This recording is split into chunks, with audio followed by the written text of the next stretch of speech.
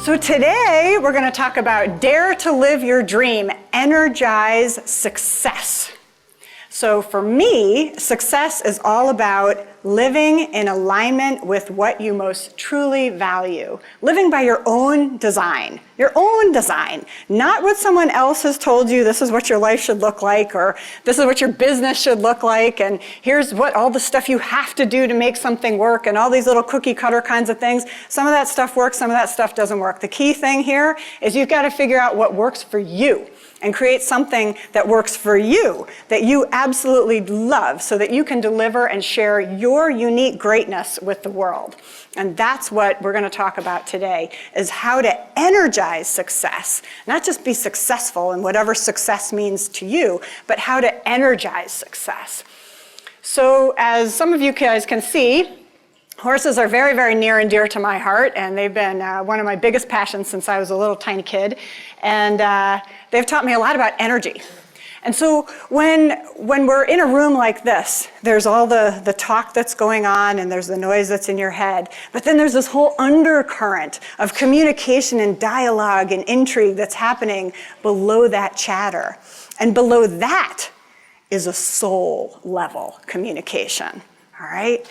So what you want to get to be incredibly effective as a communicator and as a connector, is to get to that soul level. And one of the things I've learned from working with horses and dogs for so many years is they read energy. They're always reading energy, right? They're sniffing each other's butts. You see dogs, they're like, hey, dude. They just turn around. I'm like, whoa, that's just weird. But that's the way they communicate, and they figure out, where you been, who you been, are you trustworthy? And then they'll turn around and maybe they'll go face to face. Well, we don't do that. We go look each other in the eye. And with horses, it's very different. They have a different way of communicating. They're reading energy and intention because they're prey animals, and if they misread somebody's intention, they might die. That's their reality, even the most domesticated ones.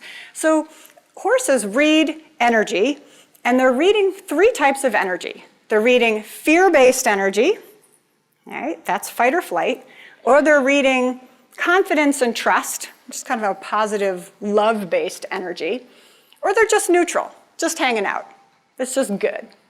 And when you can kind of tap into your own energy at that level, your whole world can just start to open into a million different possibilities. In fact, one of the things that I live by is this law of quantum physics, which says, in brief, that there are infinite possibilities for your own experience at every single moment. So even right now, and right now, and right now. Infinite possibilities. And when you get your energy aligned with your intention and your values and where you can deliver the most good, you have superpowers, and you can really change your life. It is unbelievable. So just know that. There's all this book learning, and they listen to the lectures, and I've taken a million classes and taken notes. I've still taken notes constantly, and I've been through so many classes and courses because I love to learn. But ultimately, it's your soul. And that's what's important. If your soul is calling, that boy is not stopping, you better take a moment and listen, because that's your unique greatness. And when you can get into that place and have a conversation with somebody at that level, it takes a bit of trust. But if you can get down into that space, it's a beautiful, beautiful world. Yeah? So last week I went to this amazing wedding. It was so fabulous. It was a good friend of mine, and it was an outdoor wedding, and they had this beautiful ceremony. And at the edge of her arc, where they're taking their vows and everything, the one dog was laying still. It was just the most beautiful thing. Totally peaceful, just love and trust and confidence, and the energy of the whole place was so beautiful, and the nature is everywhere. It's fabulous. And then it got even better, because then they let all the dogs out. All these people brought their dogs. I didn't know. I should have brought mine. I have 3 rescue dogs, which probably would have caused massive mayhem. But they brought the dogs out. And so there's all these dogs running all over the place, and they're sniffing and they're doing their thing. So I'm watching the dogs. I'm at this wedding. There's all the relatives. I don't know anybody but just maybe 2 people. But I'm watching the interaction of the dogs and the little societies that they have going on and all their little, hey, let's go over here. Hey, let's play over here. Hey, let's go over there. And it was so real and authentic and beautiful. And I was just thinking, wow, if we could just connect like that on a regular basis and take time to play and roll in the grass and do these things that dogs do so naturally, get grounded into the earth and really connect. It's a wonderful thing. So here I was at this wedding, watching the dogs and having these conversations of, well, what do you do? Well, what do you do? Yeah, okay, great. Well, did you see that dog? And I was calling out the alpha dog and the one dog, and that's my whole thing, because it's all about energy, and that's really, we can learn a lot from that. So in my journey so far, I know 3 things for sure. And these things I write about in my book. And the first thing is that you can create something out of nothing. You can totally create something out of nothing. So just know that, in the spirit of infinite possibilities for your own experience, creating something out of nothing. And the second thing is that you can thrive doing what you love. Absolutely thrive. Not just make money, but thrive doing what you love. And the third thing is that you can always reinvent yourself. So you have the power to control your destiny. You always have the power. So anytime you're feeling doubt, or you're feeling fear, or anything like that, which we fear all the time, it's just our growth edge, just think about, where am I leaking power? Where have I abdicated my authority over my life? Who's taking this from me? And why am I tolerating that? Because that's a fear-based emotion. And we need to get into a place of confidence. What do you need to shed? What do you need to get rid of to get into a place of confidence and trust? Right? So that second thing that I know for sure about thriving, doing what you love, I didn't always believe that. I really had a hard time with that, and I've had to spend a long time getting to know that. Because when I grew up, we didn't have a lot of money. And the mantra in my house, well, success and money were like linked. Success equal money. We have no money, we must not be successful. Simple math. So what would happen is we had this fear-based mentality, the scarcity mentality growing up, and the mantra was, we can't afford it, we can't afford it, we can't afford it. Unless it's like necessary for survival, we definitely can't afford it. And if it's extra joy and extra fun, definitely can't afford it. My grandparents were really generous, and they gave us their cars after they used them. My parents could never afford to buy a car, even a used car. So my grandparents gave them a car when they were done using it. But the problem was that every car that they gave us had a couple issues because it has been used. So this is back in the 70s. I remember one of the cars they gave us was this gigantic, long station wagon with the panel siding. Anybody, you guys old enough to remember that? All right? Yeah, things like a boat. And it had some kind of muffler thing going, and it clinks and clanks. It hit bottom, and the seat was falling out, and the back seats, I don't know what happened, but the what do you call it, the buttons, the safety buttons, to keep the door locks, there you go, door locks, were stuck down. So we had to roll the window down and jump in like this, or so you could jump over the back seat. And when my parents had to pick the kids up from school, from after school sports or things, I was so mortified because you could hear them a mile away with the muffler going. And then you'd hear clink, clink, clink, clink, and I'm like, oh my God. Then we had to jump in the back seat and all this stuff. And I'm thinking, there's got to be a better way. I'm mortified, but okay. So then the next car that we got was an Oldsmobile. It was this big, yellow, kind of gangster car from my grandparents. And you get in that thing, and you're sitting down low, driving it. And its problem, it overheated. And what else and it didn't start reliably. No problem. We couldn't get it fixed, of course, so we had to find a fix for this. Remember my number 2 here is you can thrive doing what you love. All right, so I'm really challenged here on this belief system. So it had a starting problem, and it had an overheating problem. But we were very ingenious folks. So my dad figured out that if you brought a pencil with you every time, you could flip open the hood, go into the carburetor, flip the lid, the little valve in the carburetor, stick the pencil in there, run around, start the car, and you're good to go. Okay, so there's that. And then the second thing is, when in doubt, when it overheats, you just have to have 10 gallons of water in the back seat with you. So we had all these jugs of water back there. So I was basically good to go. So here I was, 16 now, I go for my driver's test. And it was summer, 95 degrees, sweating bullets because I'm nervous anyway, getting this big yellow car, and the instructor slides over. I got heat's blasting, because that's the other thing. This is good advice. If the car tends to overheat, you put the heater on. Yeah, see, great. You guys know that. You probably didn't know about the pencil, though. Remember the thing about the pencil? You know about the pencil. So you turn the heat's now blasting. I'm a nervous wreck. Guy swings in. He says, all right, let's go, take us out around the thing. As I'm driving around, the water is sloshing around every turn I make. The pencil, I didn't need it, but I had it just in case. And I got back, I'm sweating bullets, and the guy says, the heat's on in here. Can you turn this off? No, we just need to keep it on. And he just looked at me like, wow, And it was after that point I said, this is no way to live. I am not in control of my destiny here. This is just, there's got to be a better way. There's got to be a better way. And my parents, bless their heart, they did the best that they could. I mean, they're most loving, wonderfully supportive parents. And we had a lot of humor coming out of all of these experiences, but there was a lot of scarcity and very high tension around money all the time. My dad used to get laid off every single summer. He was an untenured university professor. No security in that, making hardly anything in the 70s and with 3 kids. It was pretty tough. But he kept at it. So later that summer, after the driving test, now I've got my freedom and my big car and my pencil and my water, I'm all good to go. We went to the out for Chinese food, and there was I got at the end of the meal, there was a fortune cookie. I love those fortune cookies. So wise. So the wisdom of the fortune cookie, I peel it open and it says, believe as if it were true now. I'm like, oh, this sounds deep. What is this? Believe as if it were true now. What is it? Well, it could be anything. I was so empowered by that statement. So I kept it. And I put it on the fridge, believe as if it were true now. And I didn't know at the time, but that was really the beginning of starting to create a vision for what I wanted. And what I always wanted was this. This is our farm in Marshall.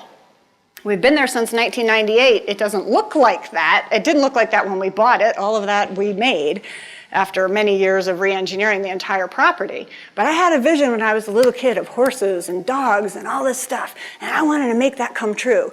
But I really struggled with this poverty mentality, the scarcity mentality, because that was my reality. And that was the role models that I had, was you have to work really, really hard, really, really, really hard, and then you might make a little bit, and then you better be really grateful. But don't enjoy it too much, because that would be greedy. Anybody get that?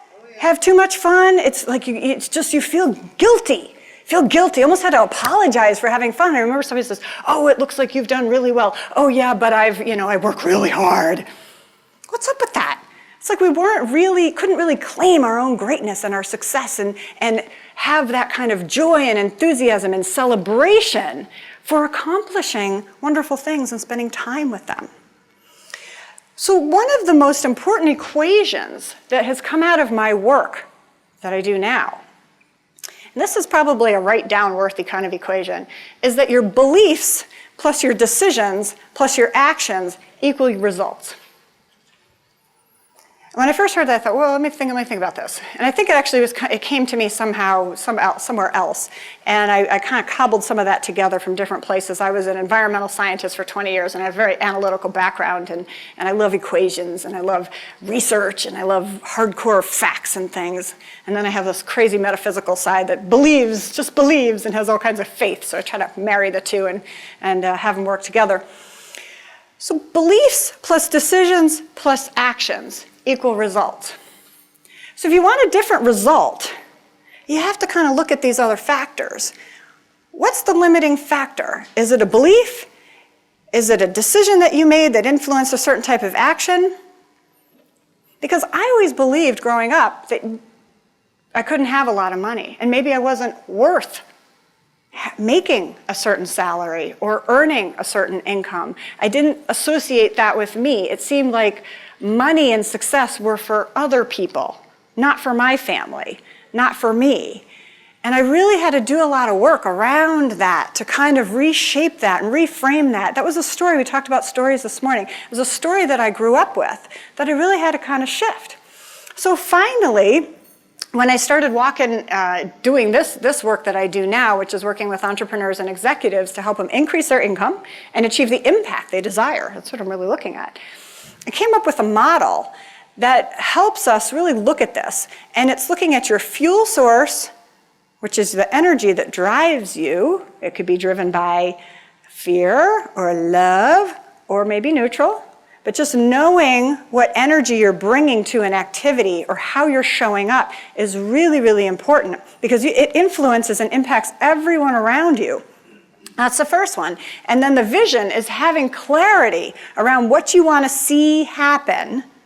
Really, really important. Some folks, if you're in a fear-based mentality, you can only see out a certain distance. You can't see 5 years out. You might not even be able to see 1 year out. Totally fine. But just stretch into the place where you can see. Maybe it's a week.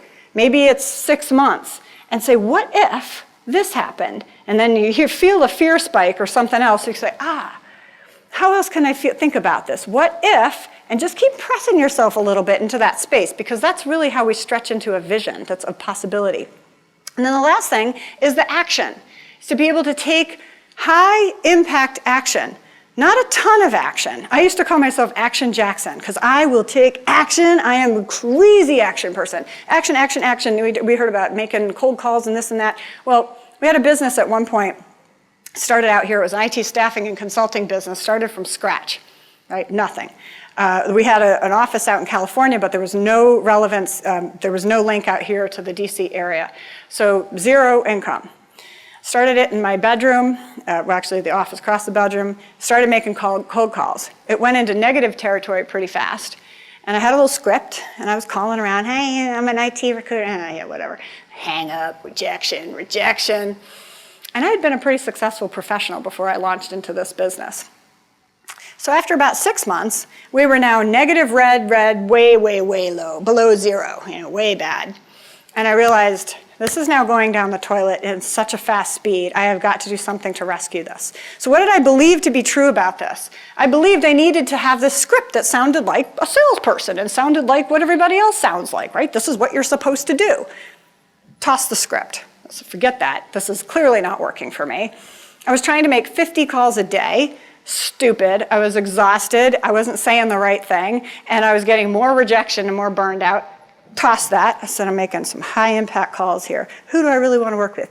Out there in the sea, do I really want to work with? And I targeted very specific companies. And then the third thing I did, third action, was to target my market. And I said, all right, out of all the information technology services out there and software engineers and everything else, who do I love the most working with? And at the time, it was called e-portal development, which was basically e-business, e-commerce. This was back in around 1999. Y2K was a really big deal back then as well. So I niched it, and I said, all right, I'm gonna be the go-to firm, vision, right? I'm gonna be the go-to firm for e-business development on a Microsoft NT platform. That's how old this is. Microsoft NT, but for people back then, if you were in that business, boy, that was hot. That was really hot. And we became the go-to firm to see because I started showing up differently. I switched my energy, I switched my intention, I had a clear vision, I knew who I was serving, and I took high impact action. And within the next 6 months, we took that business from 0 to 2.1 million with just me and one other person who didn't even know the business. She was I hired people who are just great people, and then you just train them up. So she was a great, amazing person, a town manager. I mean, amazing, didn't know sales or anything. But she's like, I'm interested. So she did it at 2.1 million. But it was because of that equation, beliefs plus decisions plus actions. I just showed up differently, much more powerfully. And with the horses, they don't cut you any slack whatsoever. They will show you your truth in a second. And in fact, I've gotten, from working with them so much, you feel into your body. You use your entire being as a sensor. Instead of just headspace going, oh, should I call this, should I not call this? You use your entire being. You use your head, you use your heart, you use your gut intelligence. There's your enteric nervous system, has a ton of nerves in there. It can give you great information. How does your gut feel about this? How does your heart feel about this? How does your head feel about this? And if all of them are saying the same thing, man, you better go do that thing, because that's a superpower right there. Great decision-making tool, and that's from the horses. And one of the other things the horses will show you is where you're really starting to grip and hold back. So I had a client in there the other day working with a horse, and she was trying to navigate him around an obstacle course, and the obstacle course was supposed to symbolize her business and courting clients and bringing new business into her group. And so she's doing that, and she's very strategic about it, and he's kind of dodging her a little bit, but she's doing a pretty good job with that. And then it just seemed so intense, and she had kind of this face. So I said, all right, now tell me what play looks like.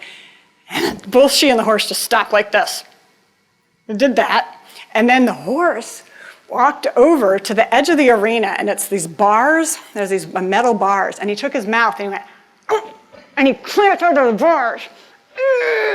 And he wouldn't move. He's going, that's what play looks like? Because the horses are reflecting your emotional state and showing you your truth. Holy cow. Really? That's how intense it was. There was so much locked up in this very, very successful person. But we needed to start to unlock that. And so in the work that I do, I can actually, one of, I think, the gifts that I've been given as a result of this work is I can see your greatness. I can see it. I can see your truth. I can see possibility. I can see your greatness already realized. And it's beautiful. It's so beautiful. So what I invite you guys to do is really step into your power. Just feel into this place of neutral first, neutral energy, and then immerse yourself in that beautiful love, confidence, and trust. And just try it on. And then just consider the possibilities for your business, for your life. What if? Infinite possibilities, right? What if this? What if that? And what does your unique greatness look like in your business? Because right now is the time to take the reins and control your own destiny, because you can. Thank you.